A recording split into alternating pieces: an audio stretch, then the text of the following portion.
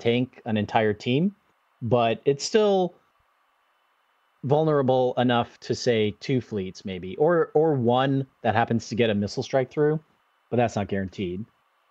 So why we settled on the 58 over the 60, because with Yep. 60, 4 battleships was just unstoppable. Yeah, at 60 cm, you need a 2-step on the HEI to drag it up before you can do damage. And then also that made 250 AP just completely unable to penetrate the armor, which kind of pigeonholes a lot of the OSP builds. 250 is a really versatile weapon that they can bring. It'll deal with Axfords, it deals with light cruisers. It's great. But when they weren't allowed to bring it, then they kind of had like the old ANS type feel where you have so many points and capitals that if the enemy team decides to bring ACAP, then you just can't fight it. You're firing 450s at shuttles and corvettes, and it just doesn't work. Yep. All right, we've dropped down. Who's introducing the ships? You know what? How about I cast for OSP and you cast for ANF? Oh, God. Oh, that's so cursed. Okay, go for it. All right, so we've got Hunter. He's bringing in an MLS2 bulker. It looks like 268 size 2s. There's 2 different blocks there, so we'll see what those shape out to be.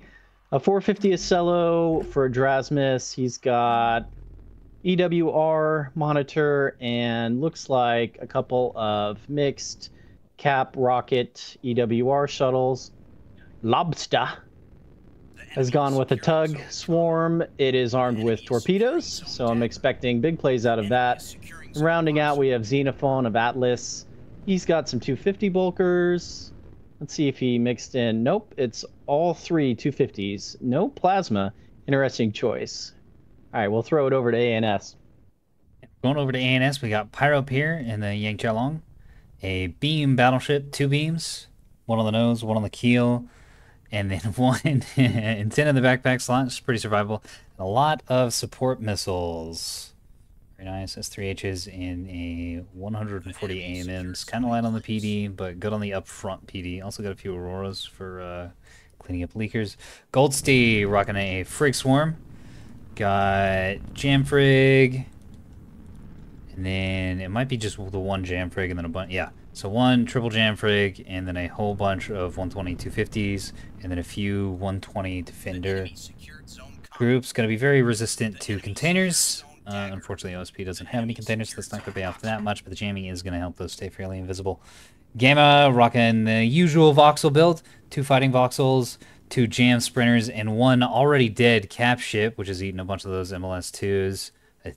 Luckily, they did get the C cap before those hit. So. They did. That's pretty important. Carson with a 450 Axford and a backpack chock full of H3s. And 2 little support reins. 1 jam and anti-jam, 1 jam gun PD.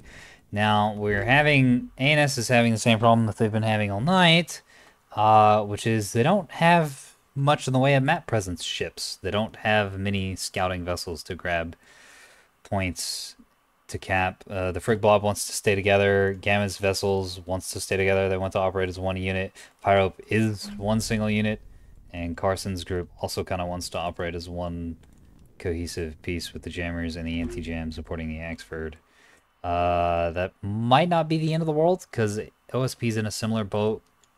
Lobster is in a tug swarm, wants to operate as 1 unit, and Xenophon, and I mean, we've gone through all these, and these are all pretty much 1 units, except for Dramus's little group of 4 shuttles that can spread out on the map. So the early cap for A goes to OSP. Just taking a brief look around, the frigate swarm has decided to go under the map, which is kind of an interesting choice. That it might pay off, but for now they've ceded complete map control to the OSP. Looks like the tugs are going to go ahead and take C. I doubt they'll be contested on that. Yeah, not really. The voxels are in a pretty decent spot to, well, maybe not. to fight over that. They could move into a good spot to fight over that, but they'd have to want to first. Looks like they're trying to get shape to head for an Echo strike. The Yang Xiaolong is headed directly for Echo. No hesitation. Supported by the voxels. Big missile strike coming out here. Krew's gonna... Oh man, these look like they're just gonna slam into this rock. They might skirt around it, and if they do, they're really going to put these CL's PD to the test because they're going to pop out very close. Already trying to shoot them through the rock there. All right, how much maneuverability these Let's have? see if wow. they curve. A lot of maneuverability right into the drive section. Oh, but they couldn't decide which one to go after. The chaff, the sprinter, and the voxel doing a pretty decent job, but still taking a ton of damage. Yeah, the whole roof of that thing is blown off, and the sprinter pretty much dead. Not a bad strike, considering the target. Lobster coming around on Charlie. A little bit of pre-jamming, but there's just, like, nothing controlling this fight. The Frig Blob under the map, I think, was intended to catch a rocket shuttle group coming under the map. But without that happening, this is just out of the match now, because Frig Blob isn't very fast, and it's going to take a long time before it's in a position that matters at all, since the OSP is focusing on the top of the map. Yeah, it really looks like a missed trap card opportunity there, and they are going to pay for that. Indeed. As we see C's going to fall here very shortly. Axford from Carson trying to decide where he wants to go, I think. Yeah, and eating 250 AP in the flank for his troubles and his indecisiveness. It's not doing too much damage. Well, one of the M elevator gets downed. And the birthing is going down. No. The real question here is when those torpedoes come out, will they be able to pierce? Yeah, it's going to depend on the terminals, because this thing has only 2 stone walls and quite a few defenders on it. Well, no, oh my gosh, the 250 defenders. Liners are already crossing midfield. That is a lot of movement on that flank. Yeah, well, there's nothing to prevent them from coming over here, right? Like, there's nothing on out. There's not a Frig Blob, for example, on Alpha shooting 250 and 120 into the flanks of these liners, which would bully them back behind the rocks. They're just free to do as they wish. And oh, the Frig Blob has been scouted and is getting missiled. And with their position under the map, the RPF isn't going to be able to have its immense open space to cut these missiles apart. There is a lot of PD spread out here, though. I'm not seeing any chaff, though. Yeah, it's mostly defenders. Ooh, that might be a mistake. Yeah, you can't afford the mounts for chaff on a Frig Blob. You really can't. So that's 1 down, 1 bruised.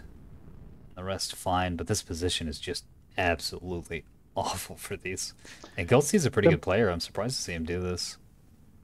Well, it was a high risk, high reward. True. Potentially. The bigger problem is, now that they've been spotted out, there's plenty of missiles remaining on this liner. Yes. And everyone knows where they are now. Yes. And some missiles coming up here and downing one of Carson's support frigates, which was angling for Echo. Kind of a problem. What's the Yang doing? It's still kind of angling. Doesn't have a great spot. It was trying to go around E-Pillar. It looks like it had second thoughts, and now it's had second thoughts again. It's moving back. Yeah, I think it was trying to go under, and then the bulker positioning kind of made it go away. The problem here is that there's nothing in range of these beams to fight. The 250s are on the other side of the map. The SL is on the other side of the map. The missile bulker is on the other side of the map. And the tugs are on the other side of the map.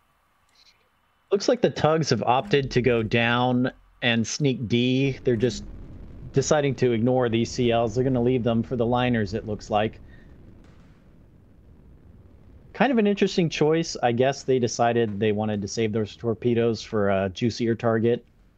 Well, I also think that's a really good idea because tugs are very vulnerable to RPF, as we're seeing now. This edge tug taking a lot of damage from very little RPF. Meanwhile, the 450 is not going to be that effective.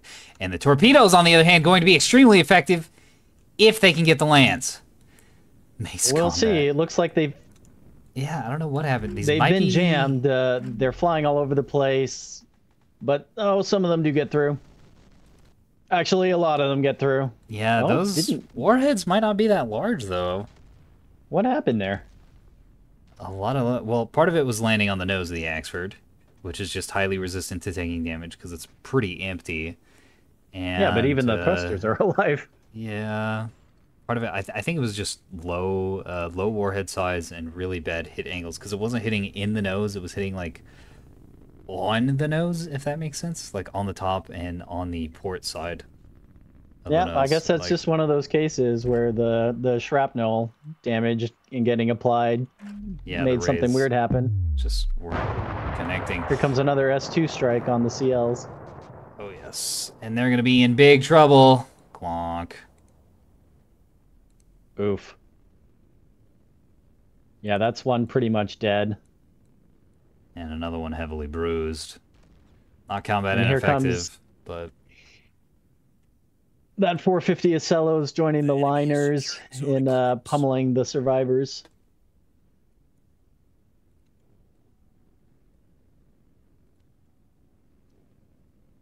Oh goodness, did we miss another missile strike on the Axford? It's crippled down there. oh dang! All right, let's take a look at this. Yes. So you can see from the blast points, looks like a lot of 250 has come in here into the reactor and the midsection, and 1, 2, 3, 4. Oh yeah, like 7 or 8 torpedoes have landed on top of the ship, and then a couple more have landed on the like bottom middle, maybe just one actually. No, 2 landed in kind of the midships on the starboard side. So yeah, Yeah, that's it's a not whole out lot of more the damage. fight, but definitely the center has been blown all the way to red, and it looks like there's more S2s coming in. Oh my.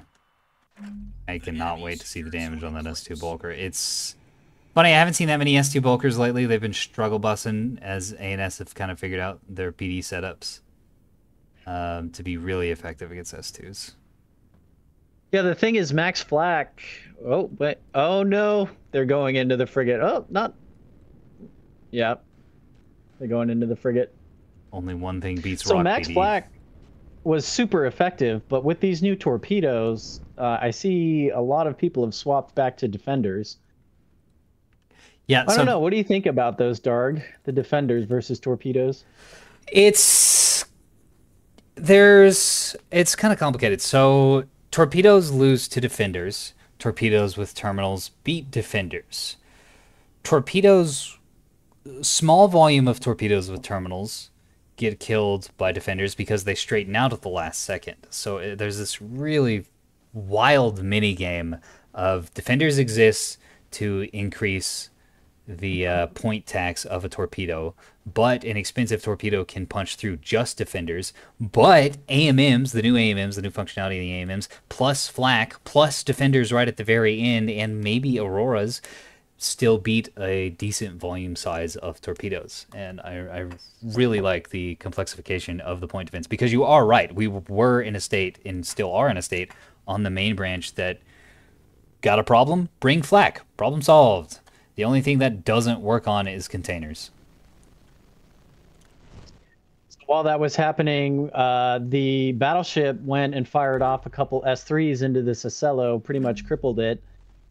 And it doesn't look like any return fires happened yet, except from this one rocket shuttle, which is not piercing. But yeah, Beam Battleship has exposed itself in the mid now. Let's see if we can turn it around for ANS. It's kind of a good position, but far away from any caps. Yeah, I think that's the real problem. It's also far away from anything it wants to kill. Like, it's kind of close to the Acello, but the Acello can just leave. Well, maybe not with the damage it's taken. And the 250 bulkers are leaving, and they're going to be much faster than the battleship. They're heading out towards the back of the map. Of course, if they get over there, then the battleship will have bullied them out of any sort of useful position now that the voxel team is dead. Trying to figure out what this frigate swarm is doing. I think the frigate swarm is trying to figure out what the frigate swarm is doing. The capped Echo. Yep, they capped Echo. It looks like they're coming back towards Delta. Yeah, and the frigate swarm beats the tug swarm pretty fucking hard.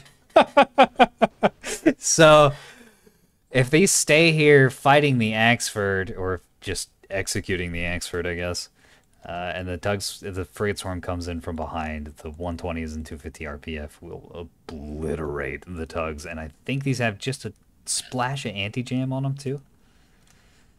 Yep, they definitely have some E-War. Looks like the battleship has decided it also wants to go to D. That is either going to murder the tug swarm or push them into the frigate swarm that they might not know is behind them. Yeah, but I think that's a bit of an overcommitment. INS needs more points, and the battleship would be much more served going up to Charlie and kicking those 250 bulkers off, and then just eating the 250 fire and not carrying because there's no plasma or 450 to back it up. Tug swarm. Meanwhile, Hunter is nothing but persistent. He's finally managed to curve S2s onto this Axford. Yeah, onto this very dead ship that definitely doesn't need any more missiles to go into it. He's just being thorough. Yeah, for sure. Okay, you were right about the battleship bullying the tugs off of Delta. They're going to retreat directly into the tug swarm, into the... Oh my god, here comes the RPF. RPF, of course, stands for Rapid Pirate Ship Remover. The F is silent. In remover. Rapid Frigate Remover? Sure, yeah, that one. Oh, I missed the P. Wait, where'd you get R from? Rapid Pirate Remover. F. We need an F, sir. For remover. There's a little. Remover. It's French. It's a dialect. Yeah, it's French. It's French. It's French. All right, so the Beam BB's taking your advice. It's swinging around to sea in a very awkward fashion, but it will get there. Yeah, well, it's trying to take cover from the 250s while it's getting rotated, because it does, to be fair, it does not want to be getting shot in the booty by 250s, even with the angling. I don't know, the steep angling might be fine, but you really don't want to open your engine section up to fire in any sort of ship, but especially a beam battleship. You need that maneuverability. Here come the turrets. The Cicello's desperately trying to duck behind the rock. Oh, and it's not quite fast enough. Oh, it might be. It eats a little bit of beam, but yeah, it's able to dodge the rest of it. One orange whip and a dream. There goes the Axford.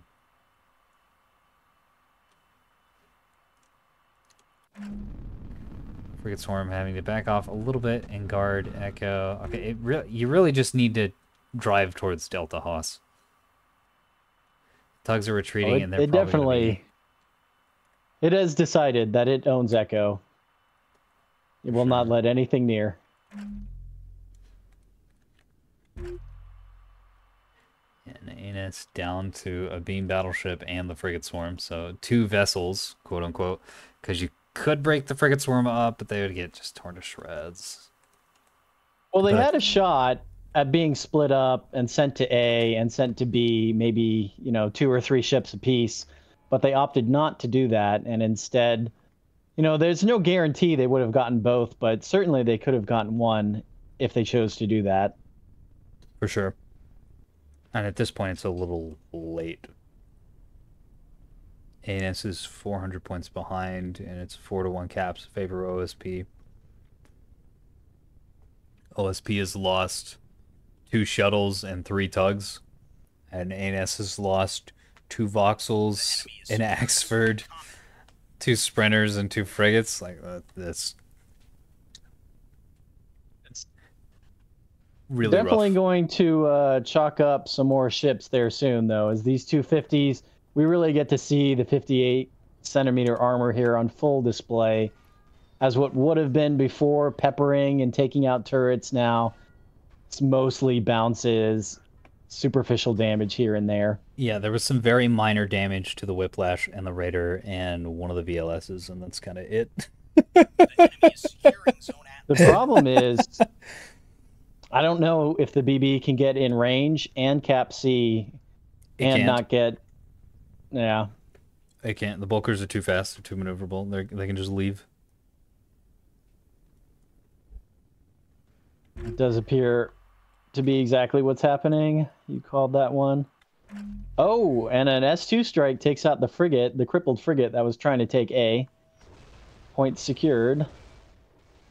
Indeed. How many missiles does Hunter have left? Not that many. He's got about 40. Yeah. That's Which is enough to a strike.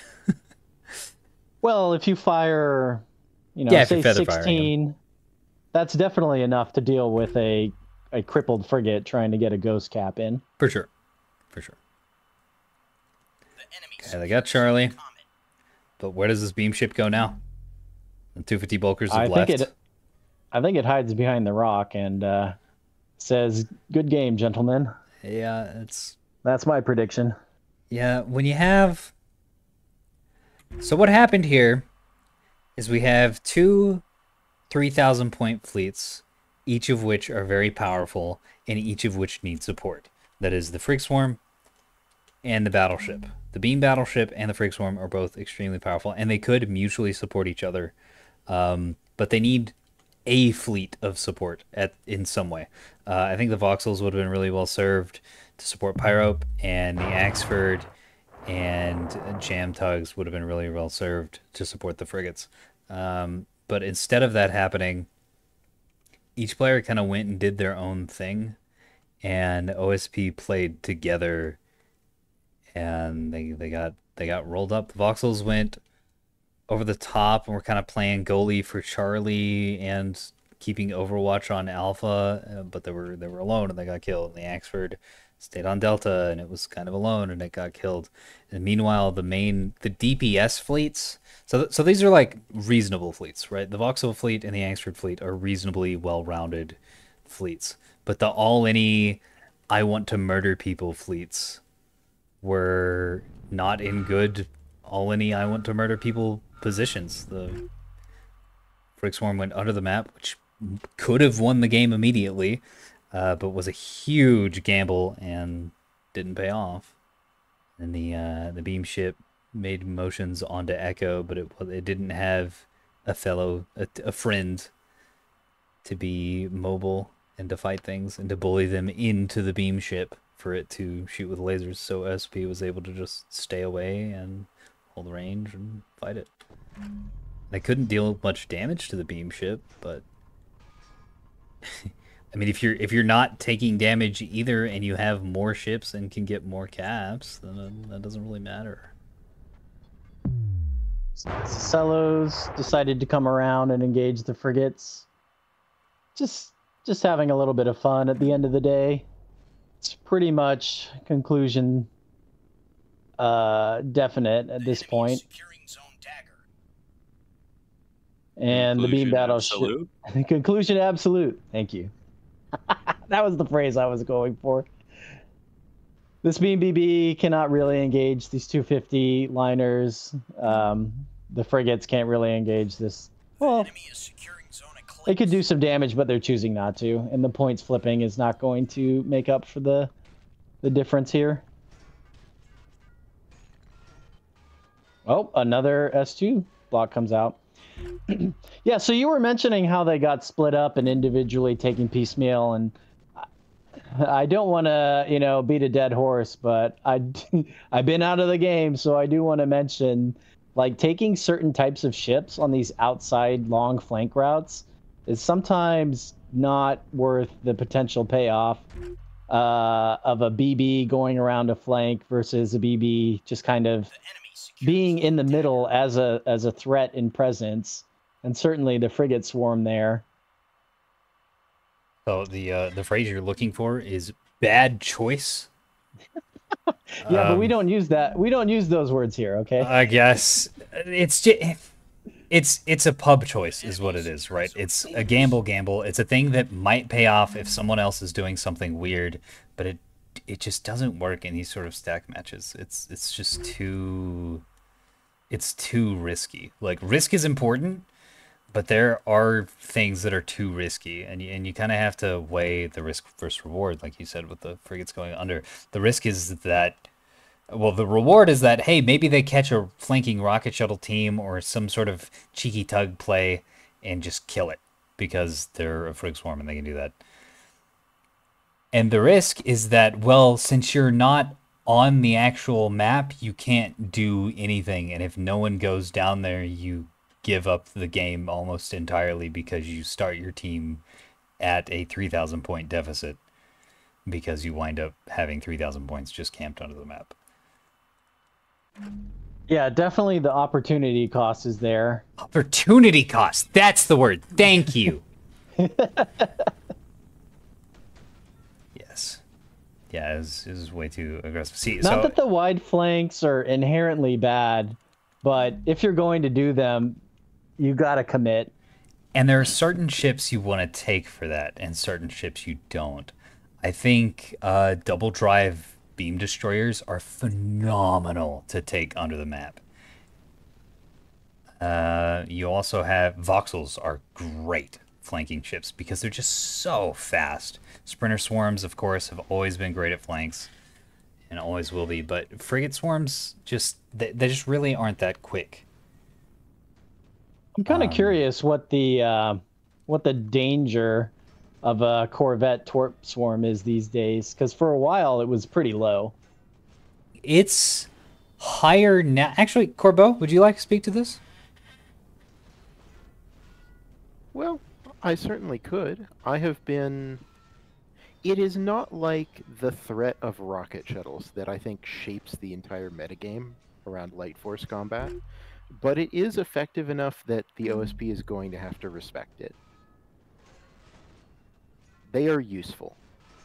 They are not necessarily as good as I might have expected or hoped at fighting other light ships. Torpedoes can struggle versus things like shuttles. But they do deal enough damage to things like Bulkers or Ocellos. Auroras are not amazing against torpedoes, as an example. That you can mess up OSP capital ships with them. And they're really good at getting around the backside of your opponent's forces and just removing their backline, because OSP can't really afford to closely protect their backline with escort ships. And so you kind of have to let your missile bulkers and your container liners and your mass drivers be in risky positions, either by being up at the front and being potentially getting shot, or be way far away from anything useful. And the torpedo sprinters can definitely get in there and just boink, remove those ships from existence very quickly.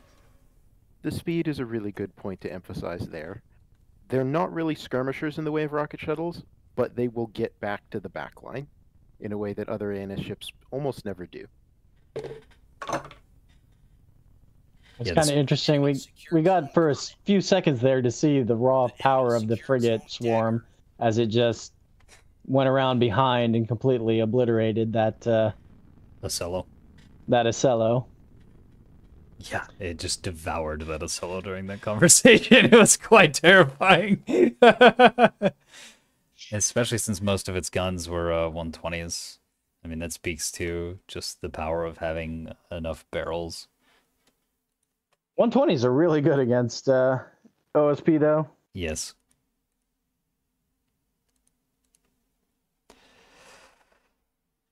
Well, that was a good game. When Goldstein gets up here, we have to ask him. Okay, Goldstein's here. Goldstein, why did you go under the map with the Frigg Swarm? Because so I could pop out at E or anything, and then everybody was up high. It works in some games. Hunter, do you have Odin's Eye? Huh? You were just waypointing these strikes like everywhere. There were some of the dirtiest missile paths I've ever seen in this game. Thank you. I kind of wish more salvos went for me. I had more animals. That's true, yeah. No, my missiles are only 6'4". I couldn't get through your armor, so I was like, I'm not bothering shooting the battleship. I want to draw attention to the battleship that was being shot by 250s for the entire game and took like 3,000 damage. Yep. Yeah, I did. We saw it. Honestly, like I'm happy that like battleships can't be memed by 250s anymore. Yeah. I want to give a moment of silence for the 800 points of S3s that were not fired off my heavy cruiser.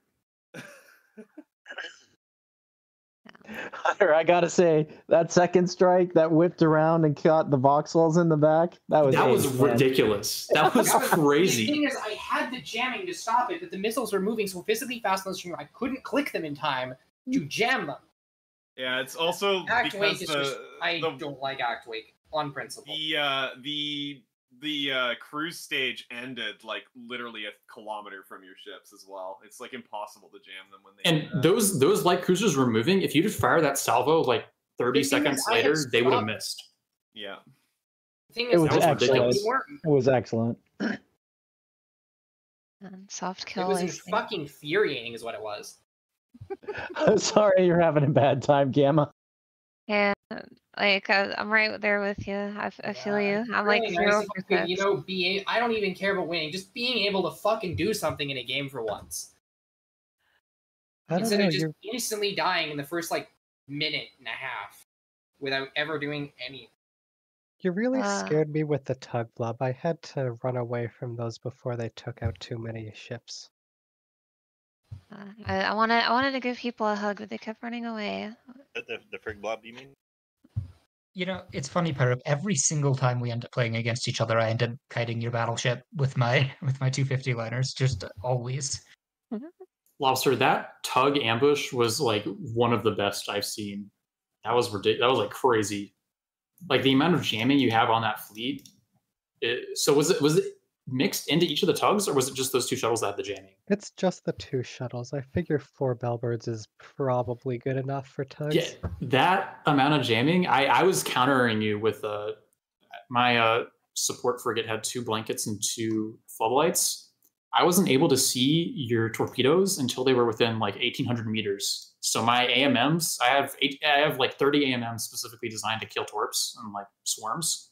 They were not able to fire and hit their targets because of the jamming. They fired too late, and then also the jamming made it so they wouldn't acquire like a target in time, and they just all whiffed. Or most of them did. I think command seeker AMMs are pretty good. Yeah, they're making a comeback. I mean, it used to, back in the good old days, every single riposte was an AMM with a command guidance. But now they cost way more. Yeah, they're just so expensive. You know, thinking about it, like, I should have. I really think I should have been more aggressive. I should have just gone through the middle. Yeah, you could have gotten away with it for sure. Yeah, I don't think they had anything to kill We you. had anything on our entire team which could hurt you, except for maybe the tugs. The The tugs only could have done thought was it. the tugs. Yeah. Yeah, The but tugs they. were the only real Yeah, but the tugs versus a spent beam everything on battleship the- die immediately. Oh yeah. So it actually Might would have able been. to survive a little bit with the jamming, like be able to close to Yeah. firing range, but after that, I just keep whiffing. What was the range on the torpedoes? I'd have to check. I think it's like a little more than 6K. Yeah. Okay. So you could have engaged the battleship before beam range, but it would have been rough for you after. It would have been close. I was really surprised with those. Even with those 2 torpedo salvos, my heavy cruiser was still like, if you would have given it enough time, I was literally sitting on that point and just not restoring, with the intention of just winning you out with 250s and let you kill my systems and try to like zombie back to life when you left. But I made the mistake of trying to repair one of my guns, like just to get it online and start shooting at you, because I had 3 restores left, which I didn't realize it was 1 restore from a reinforced and 2 from a large. And so the gun comes online about 5 seconds after the one of the salvos from Hunter comes in and nukes the large. And so I go from having 3 restores to having 0. And I literally was in the process of opening up the DC menu to cancel that restore as it happened, which was very, very sad, because that heavy cruiser has I think 9 total restores or something about that. And it only was able to only use 2 of them. The CH2, I fired like I think 3 salvos at you. Yeah. And like you can't. I was watching it and I was like, why the fuck are these missing? And Yeah, I was trying to hide behind my frigate. Your frigate and your active decoy. I told Lobster, I was like, you got to position fire that VLS on. No, yeah, that's what did me in. Yeah, the VLS went down, and that's actually I think the VLS was keeping you all from capping as well. I think for some reason, I think the AMMs count towards cap weaponry, which is no, it has to be an offensive.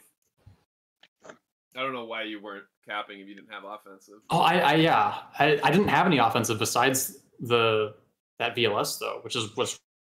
All right, we're getting into a discussion of just about the nitty gritty of the game, so I'm gonna cut us off here.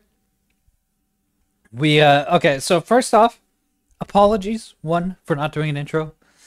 Kryptic was talking about battleships, and I was very interested in listening to that, so I didn't want to cut him off and interrupt that. Secondly, thanks to Kryptic for being a bro, being a teammate in this one. He's been hanging out here and streaming some of our games.